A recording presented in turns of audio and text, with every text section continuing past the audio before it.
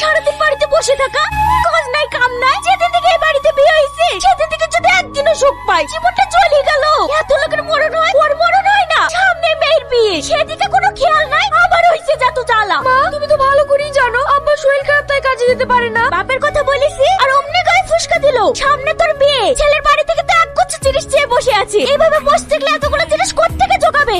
আব্বা, তুমি এই শরীর নিয়ে কোথায় যাচ্ছো? আব্বা, দেখ দেখ আসছে শেঠ সাহেব, কদিন থেকে তো কোনো পাত্তা নাই। মালিক তো বলছে অন্য লোক খুঁজতে। এইসব লোকলি কাজ হয়? হ্যাঁ, আবার শুনছি নাকি মেয়ের বিয়ে। কিভাবে যে উদ্ধার হবো ওপর আল্লাহ জানে। কি আর করবে, ওই লোকের কাছে ভিক্ষা চাই মেয়েকে বিদায় করবে। ওর মেয়ের বিয়ে কিভাবে দেবে না দেবে ও বুঝবে, তাতে তোদের কি? ও বন্ধুকে বলেছে অমনি গায়ে বেঁধে গেছে। ছাড় ওর কথা, বেশি দরদ।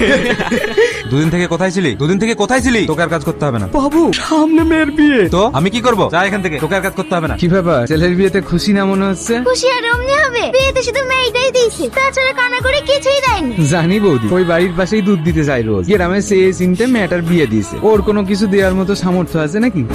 গোপাল তো আমার ছেলের পরিচয়, ওই লোককে কত করে বললাম ওই বাড়িতে বিয়ে দিও না। যদি আমার একটা কথা শুনি, লোকের ছেলের বিয়েতে কত কি দেয়, আর আমার ছেলের বিয়েতে যদি একটা কানা করে পাই। টাকার কথা কিছু ভাবলি? না। অত ভাবনা চিন্তা কিছু নাই। তোর শ্বশুরকে গিয়ে বলগা তুই দোকান দিতে চাস, তোর টাকা লাগবে। অনেকবার বলেছি, দিচ্ছে তো আর না। শুধু একটাই কথা, কোথায় পাবো? আবার গিয়ে বলে দেয় এবার যদি টাকা না দেয় ওই মেয়েকে ওই বাড়িতে রেখে চলে আসবি। ওরকম মেয়ে আমাদের দরকার নাই। কি ব্যাপার, কি চাই? 2 টাকার মাংস নিতাম। ঠিক আছে দাঁড়ান, এই নাও। এতটুকু মাংস কি হবে? জামাই এসেছে। জামাই এসেছে তো এতটুকু মাংস কি হবে? হাই, 500 গ্রাম মাংস দিয়ে তো। না মানে, আরে দাঁড়ান দাঁড়ান, এই নিন। আব্বা, সাবানের আব্বা আবার ওকে একটা নতুন জামা কিনে দিয়েছে। আজ পর্যন্ত তুমি আমাকে একটা নতুন জামা কিনে দিলে না। আবার তুমি আমাকে রাজকন্যা বলো। শোনা, সব বাবার কাছেই তার মেয়ে রাজকন্যা হয়। তোমাকে অল্প দিনই নতুন একটা জামা কিনে দেবো। সত্যি সত্যি সত্যি সত্যি। আমার ভালো আব্বা। আব্বা, আমার এই জামাটা খুব পছন্দ হয়েছে। তুমি তাহলে এই জামাটা তোমার খালার বিয়েতে পরবে, তোমাকে একদম রাজকন্যা লাগবে। আব্বা, তোমার জামাই কিছু বলবে? কি, আমি বাজারে একটা দোকান দিচ্ছি, সে তো ভালো কথা, কিন্তু আমার লাখ 1.5 টাকা কম পড়েছে। যদি এই টাকাটা দিতেন তাহলে আমার একটু সুবিধা হতো।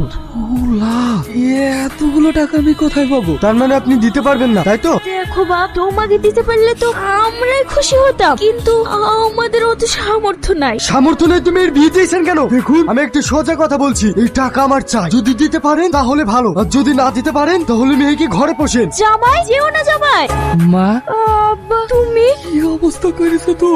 আব্বা, ওরা আমাকে টাকা যেহেতু দিতেই পারলো না, ওই মেয়েকে ওখানে রেখে আসতে পারতে। নিয়ে আসার কি দরকার ছিল? ওর চেহারা ধুয়ে ধুয়ে পানি খাবো নাকি? দেখেন মা, আমার আব্বা গরিব মানুষ, অসুস্থ, কোনো কাজ কাম করতে পারে না। আর তাছাড়া আপনারা সবকিছু জেনেই বিয়ে দিয়েছে। আমার আব্বা এতগুলো টাকা কোথায় পাবে? মা, ভালো করে মা, টাকা দেওয়ার বেলায় নেই, আর মুখে মুখে কথা।